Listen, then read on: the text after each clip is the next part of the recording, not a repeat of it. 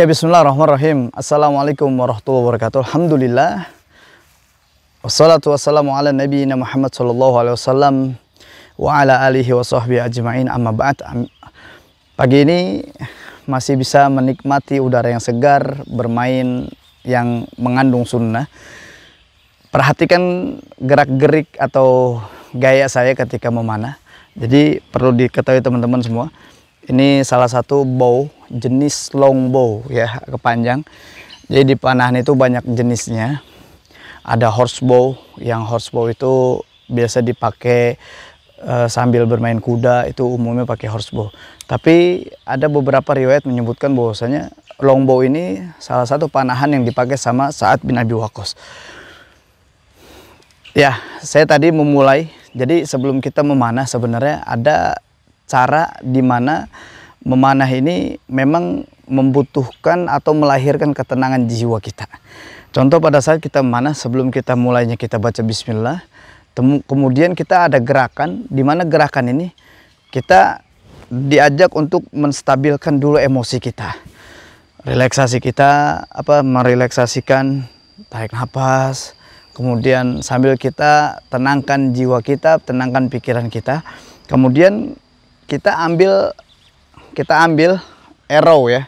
Ini namanya arrow atau anak panah. Kita ambil anak panah, kemudian kita letakkan di tempat di mana anak panah ini akan kita lesatkan. Ini ada sebuah proses. Ini adalah sebuah proses di mana ketika kita ingin melesatkan anak panah, selain kita sudah membutuhkan ketenangan kita, ketenangan jiwa, kemudian ketika kita sudah mulai meletakkan anak panahnya ya, kayak contoh ya, ketika kita sudah meletakkan anak panahnya, kemudian udah siap kita lesatkan. Ketika kita udah siap lesatkan, kita tarik. Tarik ini dengan penuh kekuatan. Tarik dengan penuh kekuatan. Kemudian kita tarik, kita lesatkan anak panah itu sampai pada tujuan. Ternyata ini sangat mempengaruhi konsentrasi kita, sangat mempengaruhi ketenangan jiwa kita, sangat mempengaruhi kekuatan kita. Makanya nih bow ini ya, atau busur ini nggak boleh kita lepas nih. Kalau kita memanah, kita harus pegang terus bownya, kita harus pegang terus busurnya. Kenapa? Karena untuk melatih kekuatan yang ada di lengan kiri kita. Saya mau cerita tentang sihir gini. Sihir ya. Sihir itu prosesnya ketika sihir itu masuk. Kenapa orang-orang yang terkena sihir, terus kemudian kita lihat di dalamnya ada paku, ada jarum, ada ikatan.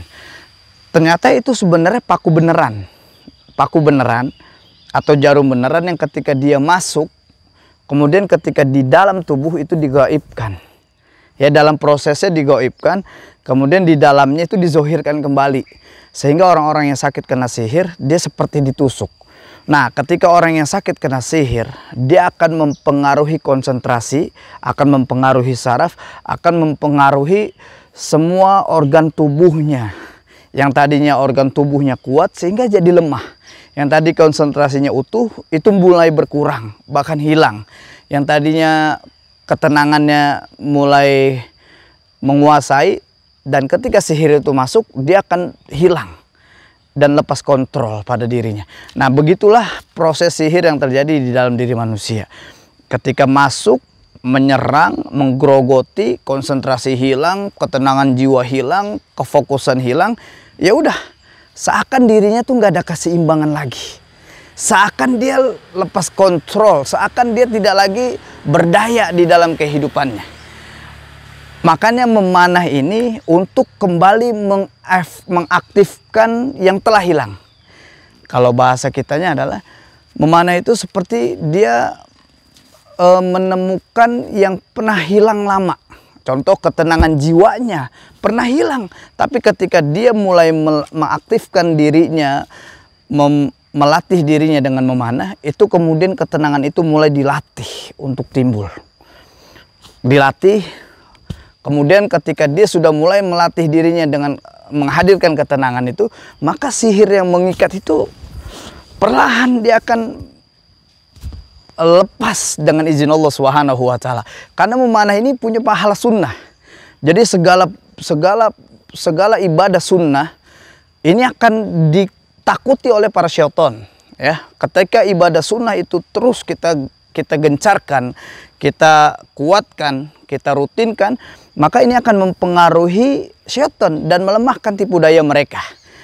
Ketika dia sudah mulai melakukan aktivitasnya, ketika dia sudah mulai melatih kejiwaannya, ketika dia sudah mulai menghadirkan ketenangannya, maka disitulah dia sudah mulai memposisikan dirinya untuk kembali berpikir dengan fokus atau konsentrasinya secara utuh. Kemudian dia coba melatih kekuatannya. Karena orang-orang kena sihir itu dia lemah. Orang-orang kena sihir itu dia hilang keseluruhannya. Bahkan di pikirannya pun layaknya orang lepas kontrol. Insya Allah ini solusi, ini adalah obat bagi siapapun kita yang pernah mengalami sihir. Coba deh, coba sesekali pegang busur, pegang bow, kemudian ambil anak panah, mulai dipegang, kemudian ditarik dan dilesatkan. Rasakan apa yang terjadi di dalam diri kita. Biidznillah ketenangan ini akan muncul, biidznillah fokus kita akan kembali, biidznillah kekuatan di dalam diri kita pun akan bertambah. Insya Allah ini cara yang diajarkan oleh Rasulullah SAW, bahkan di dalam hadis-hadis sahih yang mulia. Barakallahu fiikum wa faqakumullah. Assalamualaikum warahmatullahi wabarakatuh.